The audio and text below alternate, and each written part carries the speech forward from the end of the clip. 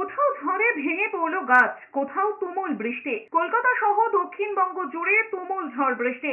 বৃহস্পতিবার বিকেল হতেই জেলায় জেলায় ঝড় বৃষ্টির তাণ্ডব, সঙ্গে বাজের কান ফাটানো আওয়াজ। আগে আলিপুর আবহাওয়া দপ্তর 40 থেকে 50 কিলোমিটার বেগে ঝড়ের পূর্বাভাস দিয়েছিল।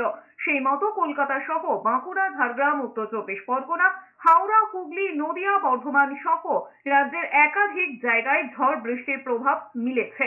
ঝড়ের জেরে কলকাতার একাধিক রাস্তায় গাছ ভেঙে পড়ে গাড়ি চলাচল ব্যাহত হয়। কার্যত একই অবস্থা জেলাতেও। কৃষ্ণনগরে শিলা বৃষ্টিতে ঢেকে গিয়েছে রাস্তা। রবিবার পর্যন্ত দক্ষিণবঙ্গে বৃষ্টি চলবে বলে জানিয়েছে আলিপুর হাওয়া অফিস।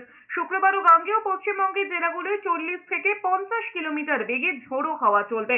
3 তারিখ পুরুলিয়া, বাঁকুড়া, ঝাড়গ্রাম, পশ্চিম মেদিনীপুর, পূর্ব বর্ধমান, হুগলি, হাওড়ায় বৃষ্টিপাতের সম্ভাবনা বেশি। 4 তারিখে পশ্চিমের জেলাগুলো পুরুলিয়া, বাঁকুড়া, পশ্চিম মেদিনীপুরে বৃষ্টির সম্ভাবনা রয়েছে।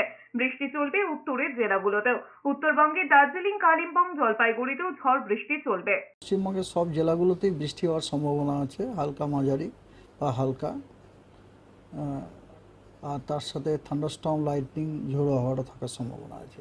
আগামীকাল কেবলমাত্র বাঁকুড়া, ঝাড়গ্রাম এবং পশ্চিম মেদিনীপুর এই 3টি জেলাতেই বিক্ষিপ্তভাবে থান্ডারস্টর্ম উইথ লাইটনিং হওয়ার সম্ভাবনা আছে। উত্তরবঙ্গের দার্জিলিং, কালিম্পং এবং জলপাইগুড়ি এই 3টি জেলাতে বিক্ষিপ্তভাবে থান্ডারস্টর্ম উইথ লাইটনিং হওয়ার সম্ভাবনা আছে।